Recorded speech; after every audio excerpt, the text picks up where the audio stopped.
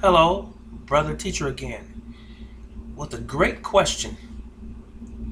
What's your style? And is your style compatible to mine? That is an interesting question that I pose to you today because there are a lot of people who believe that they're equal to other martial arts styles and systems, and to include the ranking structure as it relates to that. Did you not know that there literally are thousands of martial arts styles and systems in existence? And there are thousands of kung fu styles of systems, hundreds of karate systems, and even hundreds and thousands of other martial arts systems and styles in Africa, in Asia, in Europe, all over the planet.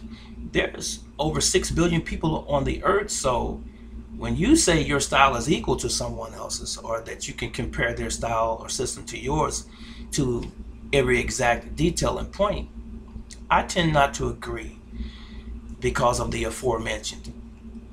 Not too long ago, someone was in conversation with myself, and we were talking about time that we had in the martial arts, and they compared rank, and they said, "Oh, we're the same. We were the same rank back in this day, and we're the same rank even today because of the time that we have, and we're not that much different." Even though the time that we came up or had known each other in the affiliation in the martial arts and so forth might be similar or the same, but our experiences are different. My system of Jinen-Do, which is my own martial arts system, and I created that in 1989, it is uniquely different and it is uniquely my own.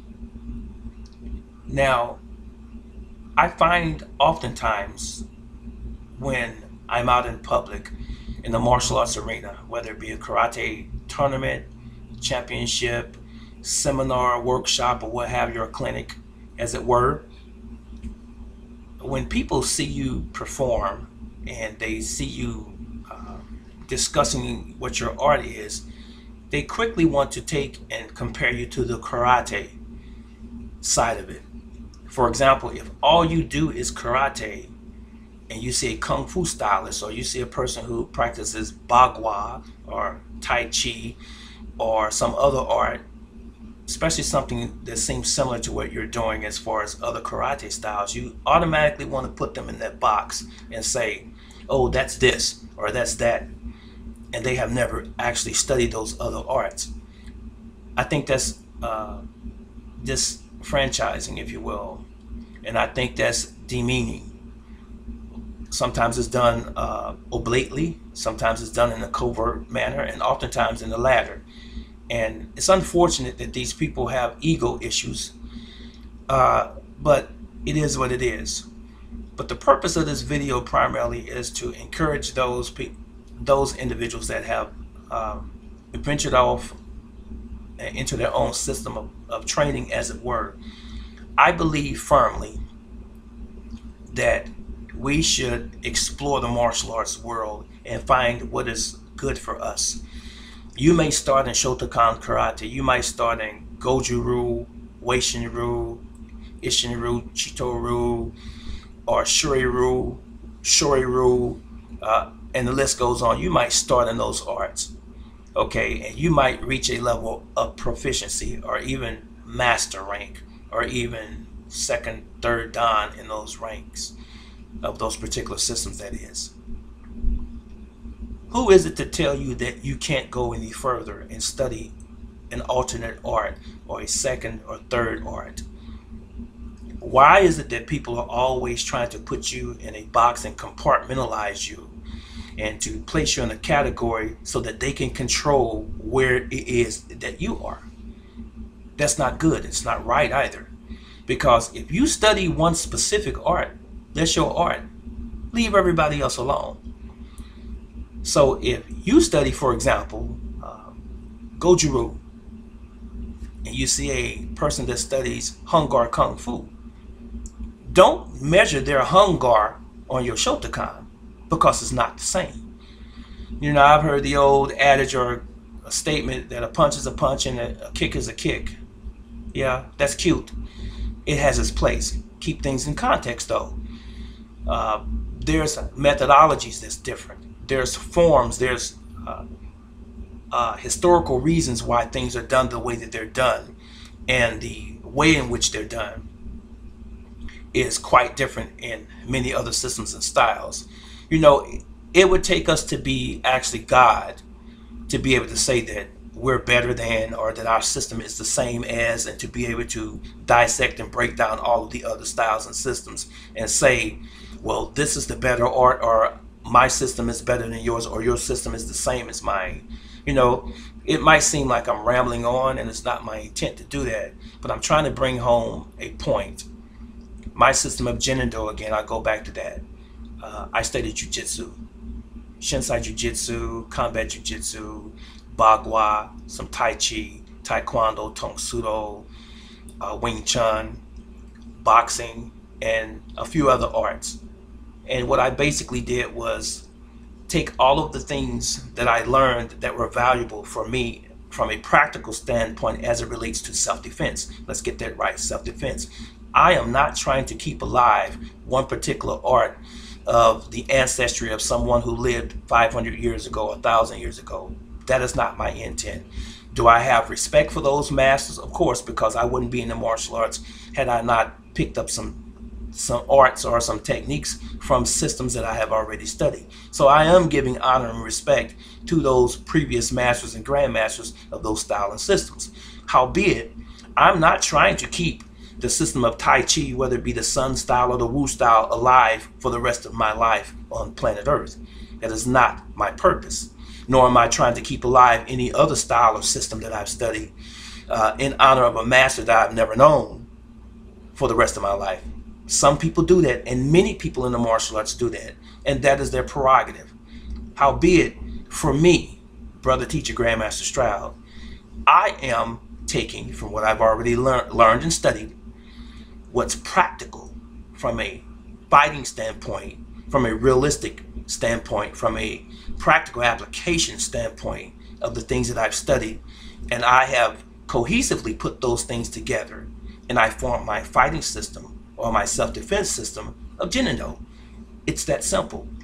Now, for a karate guy to come to me, of course I've studied karate, and to look at me and say, oh, you've studied this and that technique that you're doing is done this way, and the reason you're doing it is for this reason, and so forth. But they're trying to compare me to their karate style.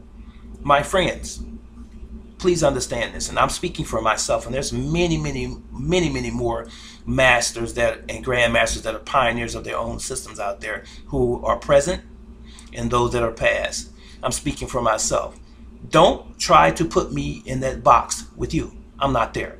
I am not karate. I'm not kung fu. I am not jiu-jitsu. I am martial arts. Wherever you find truth in martial arts, that's where I will be. So if I see anything, if I experience anything, if I am taught anything that benefits me as an individual in my system from a practical standpoint, that is what I absorb into my system of Jinen-Do, and I use that as Jinen-Do. Jinen-Do means very natural way, and I teach my students the same. So whoever you are, when you're out there and you come in contact with a style that you're not familiar with, or a system that you're not familiar with, just because it looks like a reverse punch, just because it looks like Ippon Seoi-Nage from Judo or Jiu-Jitsu, just because it looks like Hargoshi from Judo or Jiu-Jitsu, just because it looks like Jujikatami from Jiu-Jitsu, just because it looks like Haramaki or Zenkusadachi, your stance in Japanese. Get to know the teacher. Get to know the founder. If your intents are honorable, ask them about their system and what makes it work. And don't stand off at a distance with a pen and paper or a cell phone trying to put them under a microscope and say, oh, that's this art, and what he's doing is this, and what he's doing is that. when in all actuality you really don't know. And don't try to place them on your level or under your level, because all they're doing is this.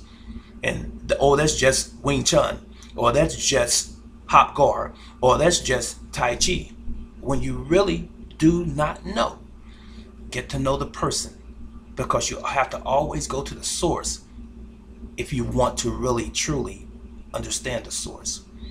So again, in summation, I have seen and I have experienced people who are always trying to compare other people's arts to their arts, not for the betterment. They're comparing it to belittle the other person, or to say that the other person is not as good as they are, or that they are as good as that person, or even better than that person. For example, they might say, well, I'm a 10th Dan in Shotokan, or I'm a 9th Dan in Goju-Ryu, or I'm a 7th Dan in Shurei-Ryu.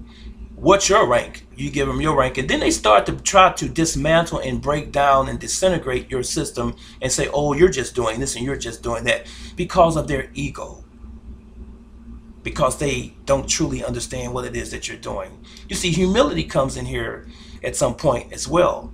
The intent of the person who's asking the questions. Are your intentions honorable, and you really want to learn that person's system or style? Or are you just trying to be critical and political and saying that you're better than that other person, when in fact that person might be better than you? Not that we should compare ourselves in that way, because we shouldn't.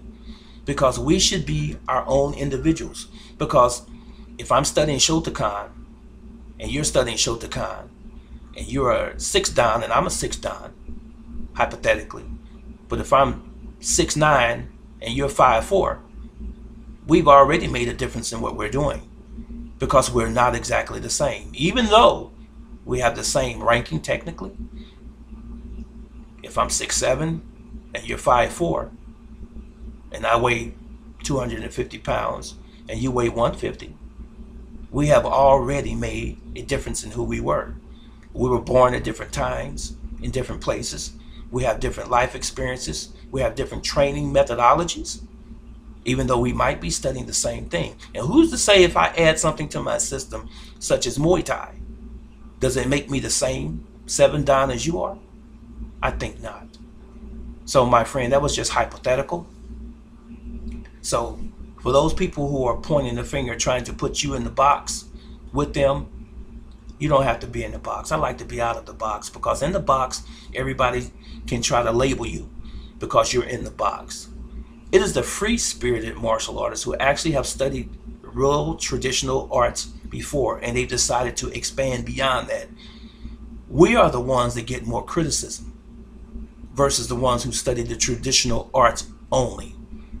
But you know what? Once it's your art and your own system, it has become traditional to you, because you have your own way of doing things, your own methodology. And just because you don't fit into the scheme of things as the other so-called traditional world is concerned, doesn't mean that you don't fit. It means that they have to do a little extra work to try to figure out where it is that you're coming from. And I use again for Bruce Lee as the example. They didn't know what Jeet Kune Do was. They talked about him. I'm talking about the traditional masters, Chinese and Japanese in Okinawa. They talked about him because he dared to defy the tradition and do something different. He said, express yourself through martial arts. You know, adapt or die. These guys didn't want to buy that. But it's funny, many of them have gone by the wayside. Many of them have passed away. I won't say that they've been minimal in the martial arts community, because they have been great men. However, Bruce Lee is still today the most celebrated martial artist of the 20th and the 21st century. If you go online on the internet, he gets more hits and results once you type his name in than any other martial arts system, style, or individual. Now you tell me, was he just an actor? Or was he a great martial artist who had a great impact on the world? So while you're out there And I love all of my martial arts brothers, irrespective of what the style and system was, because I've studied Korean, Chinese, Japanese, and then some. But we have to stop pointing fingers at other people and trying to compare them to us in a way of trying to demean them and undermine what they're doing. Let's keep the love in the community of martial artists. Let's love each other like we should and respect one another as we should. Now, I'm not saying that there are not renegades out there in the martial arts, because there are many of them. I'm not talking about them. I'm talking about what I said earlier and the whole pretense of what I've said from the beginning of this video. Stop pointing fingers. Keep training. Be humble and stay within your own bounds. This is Grandmaster Reginald Strauss, Senior, also known as Brother Teacher. I'm out.